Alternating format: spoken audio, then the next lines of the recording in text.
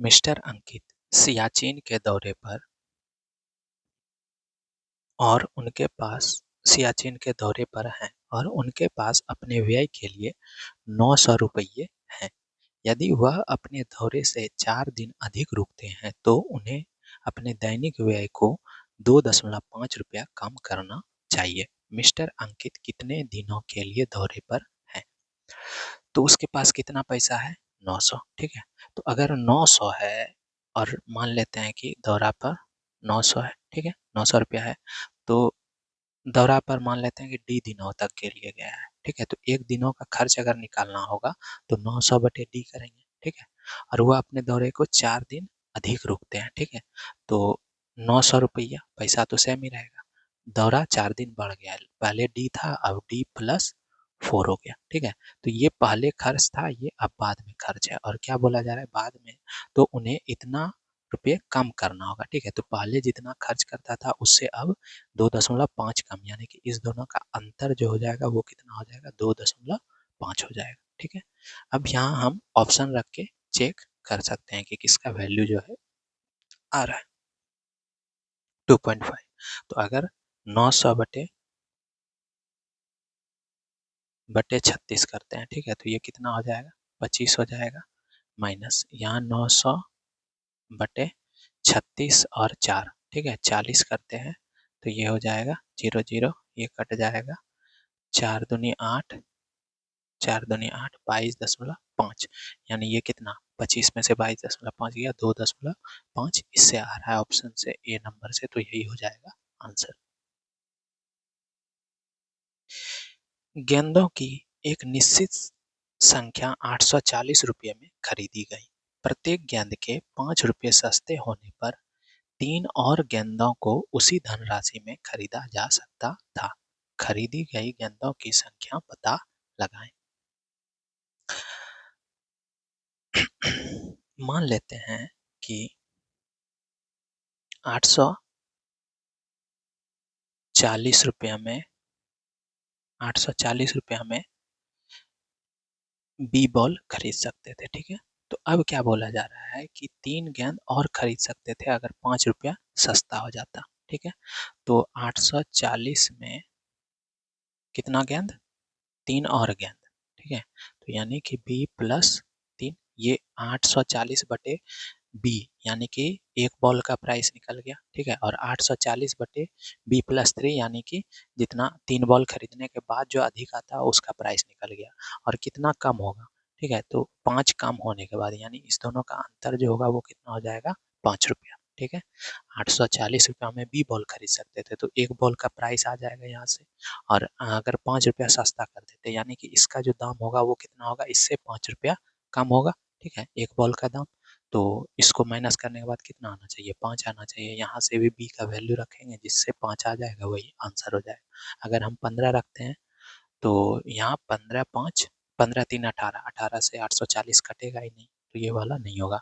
28 रखते हैं तो 28 से 28 दिया 84, 28 और 3 31 से 84 नहीं कटेगा। ठीक है, 24 रखते हैं तो 24 से 84, 840 तो आपका कट रहा है, तो 24 3 27 से 84 आपका नहीं कट रहा है। ठीक है, 21 से देखो तो 21 से, और यहाँ 3 24 से ये कट रहा है। ठीक है, तो 840 बटे 21 करते हैं, माइनस 840 बटे करते हैं बी प्लस 3, यानी कि 21 प्लस 3 24। ठीक है, तो इससे काटेंगे तो 21 चौके 40। ठीक है, और इससे काटेंगे तो 84, 24 से काटेंगे तो 20 या 60, 4 या 12, 72, 72 में से 120 यानी 35 आ रहा है। ठीक है, तो ये कट जाएगा, 40 में से 35 माइनस करेंगे तो 5 आ रहा है। इसका मतलब इसको ये वाला सेटिस्फाई कर रहा है।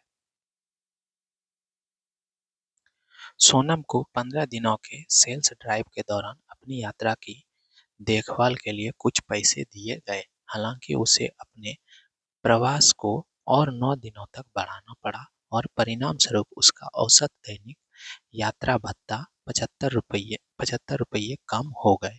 शुरुआत में उसे कितने राशि स्वीकृति की गई थी? ठीक है, तो सोनम 15 दिन के लिए पहले सेल्स ड्राइव पर गई थी, लेकिन किसी कारणवश क्या हुआ कि 9 दिन उस वहां बढ़ाना पड़ गया। ठीक है, तो एक बात हम लोग जानते हैं कि खर्च जो होता है वो खर्च, ठीक है, खर्च बराबर जो होता है डेली का खर्च, ठीक है, रोज का खर्च, ठीक है, और गुना क्या हो जाएगा, रोज का खर्च और गुना दिन। ठीक है, कितना दिन गए आप। ठीक है, तो अगर आपको खर्च निकालना है, ठीक है, यहाँ देख लेते हैं कितना दिन पहले गई थी, 15 दिन के लिए। ठीक है, 15 डे के लिए, लेकिन उसको 9 दिन एक्स्ट्रा रुकना पड़ा, यानी कि 15 9 कितना हो जाएगा, 24 डे। ठीक है, और इस दोनों का रेशियो अगर निकाला जाए तो ये कितना हो जाएगा, 5 तिया 15, 8 तिया 24। ठीक है, तो डे का जो रेशियो आ रहा है वो कितना आ रहा है, 5:8 आ रहा है। ठीक है, तो खर्च जो था वो सेम ही था। ठीक है, खर्च जो था वो सेम ही था। ठीक है, तो रोज का खर्च जो है उसको दिन क्या हुआ, 5 से 8 अनुपात में चेंज हो रहा है। ठीक है, दिन जो है आपका 5 से 8 में चेंज हो रहा है। ठीक है, तो खर्च जो है आपको घटाना होगा, यानी कि 8 से 5 में गुना में है। ठीक है, तो उल्टा होगा, अगर ये 5 से 8 हो रहा है और खर्च अगर सेम है, ठीक है, और इधर दोनों गुना में है, ठीक है, तो ये अगर 5 से 8 हो रहा है तो इसको 8 से 5 करना होगा। ठीक है, तो आपका खर्च जो होगा डेली का खर्च, डेली का जो खर्च होगा, डेली का जो खर्च होगा उसको 8 से आपको 8:5 करना होगा। ठीक है, और इसका अंतर देखो तो कितना है, 3 का। ठीक है, और यहाँ देखो तो पढ़ो तो क्या बोला जा रहा है, औसत दैनिक यात्रा भत्ता में 75 रुपये कम हो गए। ठीक है, यानी कि ये कम कितना हो गया, 75, यानी कि 3 यूनिट जो है आपका क्या हो गया, 75, यानी कि 25 गुने। अब आपसे क्या पूछा जा रहा है, कितने राशि स्वीकृति हुई थी शुरुआत में, तो शुरुआत में कितना राशि स्वीकृति हुआ होगा, तो शुरुआत में डेली खर्च कितना होगा, 8 का 25 गुना यानी 200। ठीक है, और 15 दिन के लिए गई थी। ठीक है, कितने दिन के लिए गई थी, सॉरी एक सेकंड, 15 दिन के लिए गई थी, हाँ, तो 200 रुपया ये डेली का खर्च था, और कितने दिन के लिए, 15 दिन के लिए गई थी, तो इसको क्या करेंगे, 15 से गुना कर देंगे, तो यानी 15 दूनी 30 हो जाएगा, और डबल जीरो यानी कि कितना हो गया, 3000, ऑप्शन बी।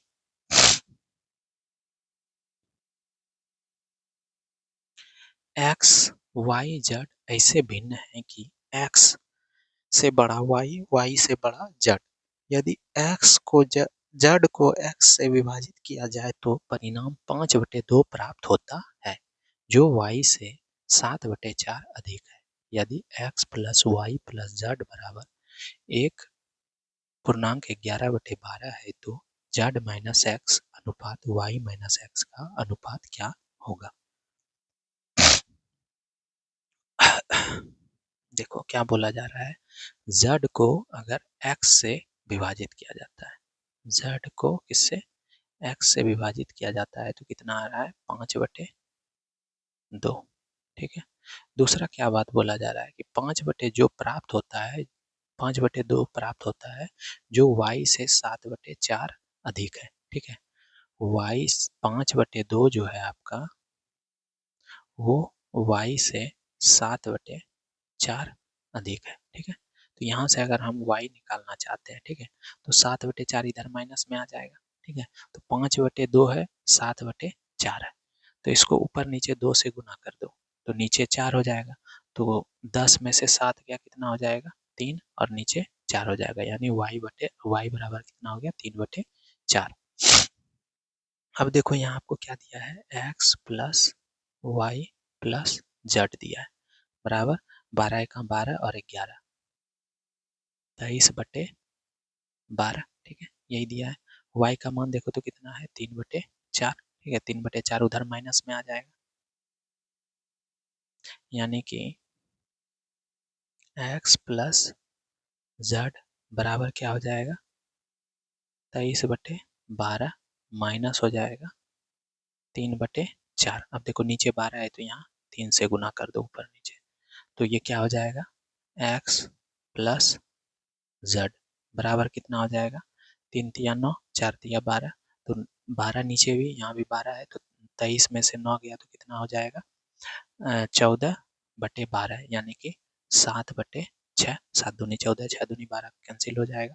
अब x प्लस जेड जो है 7/6 और यहाँ देखो तो जेड कितना है 5 यूनिट और x कितना है 2 यूनिट। ठीक है, एक्स जेड कितना है 5 यूनिट और x कितना है 2 यूनिट। तो x प्लस जेड यानी x प्लस जेड कितना हो जाएगा 7 यूनिट। 5 2 7 यूनिट हो जाएगा और इसी 7 यूनिट का वैल्यू कितना है 7/6 यानी क्या हो रहा है 1/6 गुना हो रहा है 7। अगर 7/6 हो रहा है यानी 1/6 गुना हो रहा है। अब देखो z जो होगा आपका z कितना है 5 यूनिट है तो 5 का कितना हो जाएगा 1/6 गुना यानी 5/6। ठीक है, और दूसरा x जो है आपका x भी कितना हो रहा है x 2 है तो 2 का 1/6 गुना यानी 1/3 हो जाएगा। 2 का 1/6 गुना करेंगे तो 1/3 हो जाएगा। ठीक है, अब तीनों का रेशियो निकाल लो x अनुपात y अनुपात z। ठीक है, x का देखो तो कितना आ रहा है 1/3 अनुपात y का 5/6 अनुपात z का कितना आ रहा है z का आ रहा है 3/4 3/4। x का 1/3 y का 3/4। अरे यार उल्टा लिख दिए y का 3/4 था ना।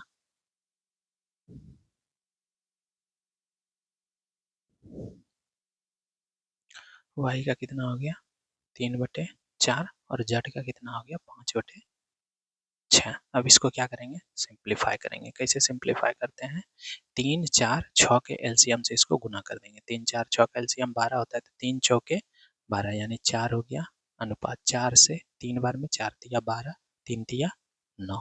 ठीक है, अनुपात 6 से 6 दूनी 12 2 पंचे 10 यानी 4 अनुपात 9 अनुपात 10 आ गया। आपको z माइनस एक्स चाहिए तो 10 माइनस 4 6 हो जाएगा अनुपात y माइनस एक्स चाहिए यानी कि y 9 माइनस 4 5 तो 6/5 हो गया यानी ऑप्शन ए नंबर।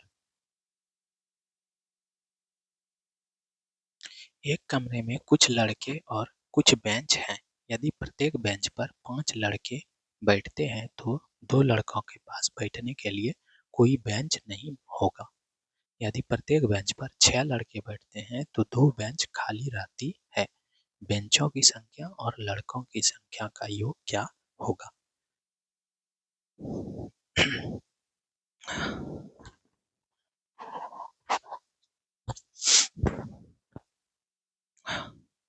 कुछ लड़के हैं और कुछ क्या है बेंच है। ठीक है, उसमें अगर प्रत्येक बेंच पर 5 लड़के बैठते हैं मान लेते हैं कि बेंच जो है आपका बेंच जो है एक्स है। ठीक है, तो 5 लड़के बैठते हैं एक बेंच पे तो 5x हो जाएगा।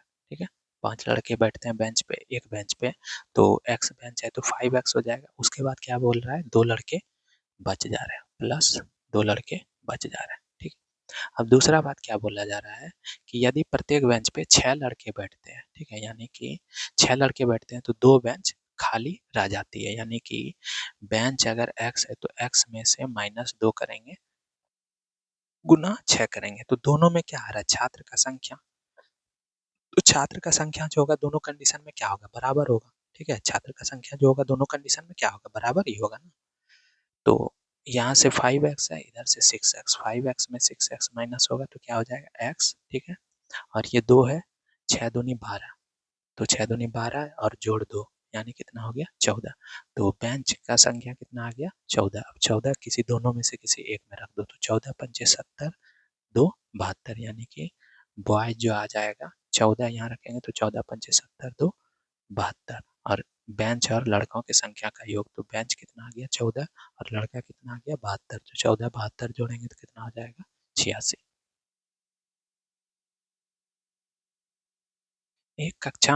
एक कक्षा के छात्रों को समान संख्या में कुर्सियों की पंक्ति पर बिठाया गया। यदि प्रत्येक पंक्ति में छात्रों की संख्या 2 की वृद्धि होती है तो पंक्तियों की संख्या में 3 की कमी होती है। यदि प्रत्येक पंक्ति में छात्रों की संख्या में 4 की वृद्धि होती है फिर पंक्तियों की संख्या में 5 घट जाती है। कक्षा में छात्रों की संख्या कितनी है।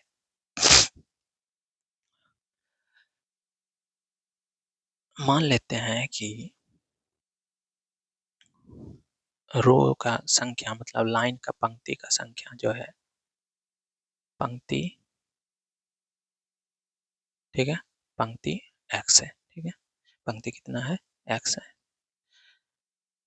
या y मानते हैं, ठीक है, पंक्ति कितना है y है, ठीक है, और एक पंक्ति में छात्रों की संख्या कितना है x है, ठीक है, एक पंक्ति में छात्र, ठीक है, एक पंक्ति में छात्र कितना है x है, तो टोटल छात्र कितना हो जाएगा, टोटल छात्र, टोटल छात्र कितना हो जाएगा, y पंक्ति है और एक पंक्ति में x स्टूडेंट है, x छात्र है, तो टोटल क्या हो जाएगा एक्स वाई छात्र हो जाएगा, ठीक है। अब पहला क्या केस बोल रहा है, पहला केस में क्या बोल रहा है, यदि प्रत्येक पंक्ति में छात्रों की संख्या में 2 की वृद्धि की जाए, यदि प्रत्येक पंक्ति में छात्रों की संख्या में क्या बोल रहा है 2 का वृद्धि किया जाए, यानी कि x+2 किया जाए, पंक्तियों में 2 छात्र बढ़ाया जाए, तो पंक्तियों की संख्या में 3 की कमी होती है, ठीक है, तो पंक्तियों की संख्या क्या है y है, उसमें 3 का कमी हो जाता है, तो ये टोटल स्टूडेंट आ गया, और टोटल स्टूडेंट का संख्या जो है ये कितना है एक्स वाई है, यानी ये किसके बराबर हो जाएगा एक्स वाई का, यहाँ से सॉल्व करेंगे एक्स वाई खत्म हो जाएगा, तो ये बचेगा -3x और यहाँ हो जाएगा +2y और 3 दूनी 6 -6 होगा, उधर जाएगा तो +6 हो जाएगा। अब दूसरा क्या बोला जा रहा है, यदि प्रत्येक पंक्ति में छात्रों की संख्या में 4 की वृद्धि हो, छात्रों की संख्या में कितना का वृद्धि हो 4 का, यानी x+4, और तो क्या हो जा रहा है, तो फिर पंक्तियों की संख्या में 5 घट जाती है, यानी कि y-5 हो जाएगा, बराबर छात्रों की संख्या यानी एक्स वाई हो जाएगा, ठीक है। अब देखो तो यहाँ से एक्स वाई खत्म हो जाएगा, -5x बचेगा और +4y बराबर कितना हो जाएगा, 4×5 = 20 -20 इधर आएगा तो +20, ठीक है। छात्रों का संख्या चाहिए, तो छात्रों का संख्या आपके क्या माने x, ठीक है, तो y को कोशिश करो कैंसिल करने का, तो y को कैंसिल अगर करना है तो इसको क्या करते हैं 2 से गुना कर देते हैं इस पूरे समीकरण को, क्योंकि यहाँ 2y है, 2 दूनी 4y, यहाँ भी 4y, ठीक है, तो चार इस दोनों को माइनस करेंगे अगर, ठीक है, तो ये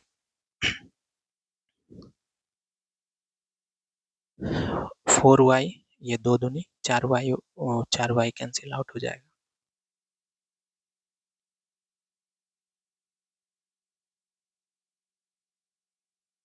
तो यहाँ बचेगा -3x और ये -6x प्लस 5x, तो कितना हो जाएगा x, ठीक है, और 6 दूनी 12, 20 में से 12 गया 8, तो x का कितना आ गया 8 आ गया, तो y यहाँ से कितना आ जाएगा देखो तो 8 2 10, एक सेकेंड, y अगर निकालने जाते हैं तो x अगर 8 है, ठीक है, तो यहाँ 8×5 = 40, 40 उधर जाएगा, प्लस 40×20 = 60, 60/4 यानी 15, तो y का मान कितना हो गया 15। कक्षा में छात्रों की संख्या, तो 15 8 कितना हो जाएगा 120, तो ऑप्शन हो जाएगा डी नंबर। रवि और कविता में से प्रत्येक के पास कुछ कंचे थे, कविता के पास रवि से 12 कंचे अधिक थे, यदि उनमें से प्रत्येक के पास एक और कंचा होता तो कविता के पास जितने कंचे होते उससे 3 गुना रवि के पास उतने कंचे की संख्या के 4 गुने के बराबर होता, कविता के पास वास्तव में कितने कंचे थे। रवि है और कविता है, कविता के पास रवि से 12 कंचे अधिक है, कविता के पास जो है रवि से कितना कंचा अधिक है 12 कंचा अधिक है, कविता के पास पूछा जा रहा है, तो मान लेते हैं कविता के पास x कंचा है, तो रवि के पास क्या हो जाएगा x-12, क्योंकि इससे 12 अधिक है, तो x-12 हो गया इसके पास, तो ही ना इससे 12 अधिक x होगा, ठीक है। अब क्या बोला जा रहा है, यदि उनमें से प्रत्येक के पास एक और कंचा होता, ठीक है, यानी कि दोनों के पास एक और कंचा होता, ठीक है, दोनों के पास एक और कंचा होता, तो कविता के पास जितने कंचे होते उससे 3 गुना रवि के पास उतने कंचों की संख्या का 4 गुना के बराबर होता। तो एक कंचा और हो जाएगा तो x माइनस 12 + 1 यानी कि कितना हो गया x माइनस 11। ठीक है, और इधर क्या हो जाएगा x प्लस 1। ठीक है, तो इतना अगर होता तो क्या बोला जा रहा है, तो कविता के पास जितने कंचे होते हैं उससे 3 गुना। तो कविता के पास जितना कंचा होता है उसका 3 गुना। ठीक है, रवि के पास उतने कंचों की संख्या का 4 गुना। ठीक है, इसका 4 गुना क्या होता, रवि के पास उतने कंचे 4 गुना के बराबर होता है, यानी ये दोनों बराबर होता है। तो अब इसको सॉल्व कर लेंगे, 4x और इधर से 3x आएगा तो x बचेगा। ठीक है, -44 और 3, तो इधर से आ जाएगा 44 3 कितना हो जाएगा 47। तो x का मान कितना आ गया 47।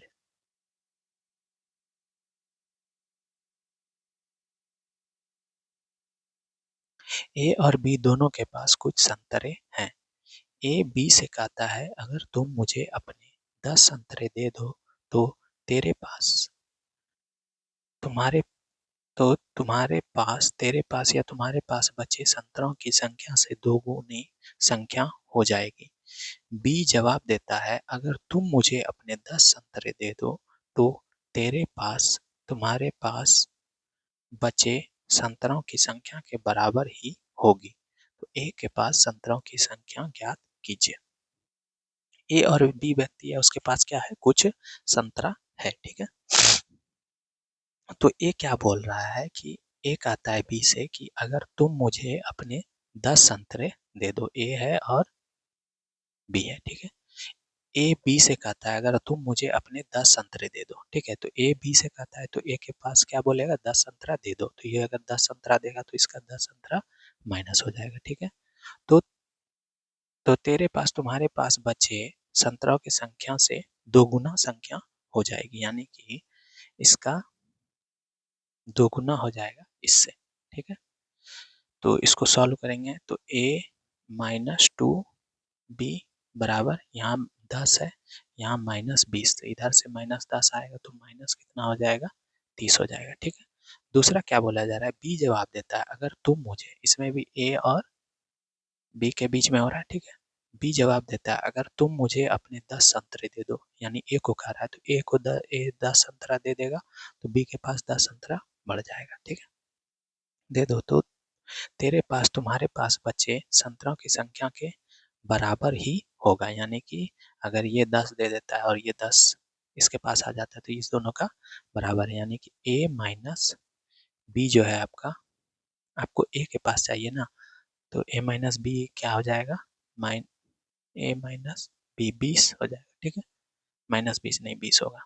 तो अब आपको ए चाहिए तो यहाँ से बी निकाल लेते हैं, तो बी बराबर क्या हो जाएगा देखो तो ए माइनस 20। ठीक है, ए -2 इंटू बी का मान कितना है ए -20, तो ए -20 बराबर हो जाएगा -30। ठीक है, तो ए -2 ए ये प्लस हो जाएगा 40 बराबर कितना हो जाएगा -30, यानी ए -2 है माइनस ए बराबर 40, माइनस में इधर आएगा तो -70, यानी ए का मान कितना आ गया 70। एक हाउसिंग सोसाइटी के निवासियों में से 13/18 के पास स्वयं का कार है। जिनके पास कार है उनमें से 48/65 ने कवर्ड पार्किंग स्थान खरीदा है। यदि 136 निवासी खुले में गाड़ी पार्क करते हैं तो सोसाइटी में कुल कितने निवासी रहते हैं। ठीक है, टोटल टोटल निवासी है। ठीक है, और उसमें कितने के पास कार है 13/18। ठीक है, तो टोटल का 13/18 यानी कार वाले। ठीक है, ये कार वाले हैं। तो अगर ये टोटल है, ठीक है, ये टोटल है। ठीक है, तो ये वाला क्या है कार वाला। ठीक है, तो ये 18 हो जाएगा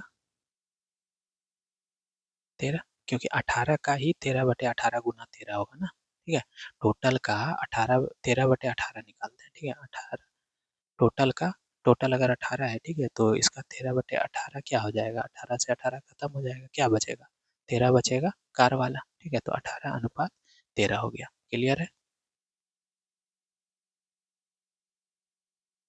अब क्या बोला जा रहा है इसमें कि जिनके पास कार है, कार किसके पास है, इस 13 के पास, उनमें से 48/65 ने कवर्ड पार्किंग खरीदा है। ठीक है, तो अगर 13 का 48/65 करेंगे तो पॉइंट में आ जाएगा। ठीक है, तो यहाँ क्या करते हैं, 65 इसको पूरा कर देते हैं, तो इसको 65 करने के लिए क्या करेंगे, 5 से गुना कर देंगे। ठीक है, तो 5 से गुना करेंगे तो दोनों में 5 से गुना करना होगा, रेशियो में किसी से भी गुना कर सकते हैं लेकिन दोनों में करना होगा। ठीक है, तो ये 65 हो गया। इसका जो हम निकालेंगे, इसका हम निकालेंगे 48/65। ठीक है, इसका 48/65, तो 65 से 65 कट जाएगा, क्या बचा, 48। यानी कि 48 लोगों ने कवर्ड पार्किंग खरीदा है। तो कितने लोगों ने कवर्ड पार्किंग नहीं खरीदा है, तो टोटल कार वाले हैं 65। ठीक है, 65 है, तो कितने ने नहीं खरीदा है, देखो तो 48, 65 लोग के पास कार है, उसमें से 48 लोगों ने खरीदा है, तो कितने लोगों ने नहीं खरीदा है, 17 लोगों ने। ठीक है, और 17 लोगों को ही बोला जा रहा है कि 136 निवासी खुले में गाड़ी पार्क करते हैं, यानी कि यही 17 यूनिट जो है 136 के बराबर है। तो 17 अठे 136 होता है 8 बार में। आपको क्या चाहिए, तो सोसाइटी में कुल, तो सोसाइटी में कुल कितना है, 90 है, तो 90, सॉरी 90 है, तो 90 यूनिट का मान कितना हो जाएगा, 8 गुने हो जाएगा, यानी 9×8 = 72, 720। Option B number. एक कक्षा में लड़कों की संख्या का लड़कियों की संख्या से अनुपात 3:5 है। उत्तीर्ण होने वाले छात्रों की संख्या अनुत्तीर्ण होने वाले छात्रों की संख्या 7:3 है। लड़कों में उत्तीर्ण होने वालों की संख्या अनुत्तीर्ण होने वाले से अनुपात 2:3 है। लड़कियों में उत्तीर्ण होने वाली लड़कियों की संख्या का अनुत्तीर्ण होने वाले लड़कियों की संख्या से अनुपात क्या है। ठीक है, देखो, बॉयज और गर्ल्स, ठीक है, लड़के और लड़कियों का संख्या का अनुपात कितना है, 3:5। ठीक है, यही बोला जा रहा है। और उसमें पास और फेल कितना है, पास और फेल, पास और फेल छात्र कितना है, 7:3। ठीक है, तो टोटल जो स्टूडेंट होगा उसी में से पास और फेल हुआ होगा, तो टोटल स्टूडेंट देखो तो कितना है, 10 है। ठीक है, और यहाँ से, सॉरी 5×3 = 8 होगा ना, टोटल स्टूडेंट यहाँ से कितना आ रहा है, 5×3 = 8, और यहाँ से टोटल स्टूडेंट कितना आ रहा है, 10। तो ये तो अलग अलग हो रहा है, जितना छात्र होगा उसी में से पास फेल हुआ होगा ना, तो टोटल जितना यहाँ पास फेल हुआ है 10 हुआ है, यहाँ 8 आ रहा है, तो दोनों को क्या करना होगा, बराबर करना होगा। तो 8 और 10 का एलसीएम कितना होता है, 40। ठीक है, तो 8 को 40 बनाने के लिए क्या करेंगे, 5 से गुना कर देंगे दोनों को, तो 5 से इसको गुना करेंगे तो 5×3 = 15, 5×5 = 25। ठीक है, ये हो जाएगा 5×3 = 15, 5×6 = 25। ठीक है, और इसको 40 बनाने के लिए क्या करेंगे, 4 से गुना करेंगे, 4 से गुना करेंगे, 4×7 = 28, 4×3 = 12, 28, 4×3 = 12। क्लियर है। अब दोनों का संख्या क्या हो गया, बराबर हो गया। यहाँ 15 25 कितना जोड़ेंगे तो हो जाएगा 40, 28 और 12 जोड़ेंगे 40। ठीक है, अब क्या बोला जा रहा है, उत्तीर्ण होने वाले लड़कों में उत्तीर्ण होने वाले की संख्या अनुत्तीर्ण होने वाले का अनुपात 2:3 है। यानी बॉयज में क्या हो रहा है, कुछ लड़के क्या हो रहे हैं, पास हो रहे हैं। ठीक है, और कुछ लड़के फेल हो रहे हैं। ठीक है, कितना अनुपात में, 2:3 में, यानी कि टोटल जो है लड़का कितना है, 3 है, यहाँ लेकिन 15 है, तो 15 को 2 और 1 के अनुपात में बांटेंगे तो 3 15 है, 5 गुना, यानी 5×2 = 10 पास हो रहा है और 5 फेल हो रहा है। ठीक है, अब गर्ल्स का पूछा जा रहा है, तो गर्ल्स में भी क्या हो गया, कुछ पास हुआ होगा और कुछ फेल हुए होंगे। ठीक है, तो अब इसमें से अगर देखा जाए तो टोटल स्टूडेंट पास कितना है, 28। ठीक है, उसमें से 10 लड़का पास है, तो लड़की कितना पास हुआ होगा, 18। अगर 28 स्टूडेंट पास है उसमें से 10 लड़का पास है तो लड़की कितना, 18। ठीक है, अब देखो टोटल लड़की 25 है, उसमें से 18 पास हो गई, तो फेल कितना हुआ, 7। ठीक है, तो ये इस दोनों का अनुपात कितना आ गया, लड़कियों का पास और फेल का 18:7, यानी ऑप्शन सी।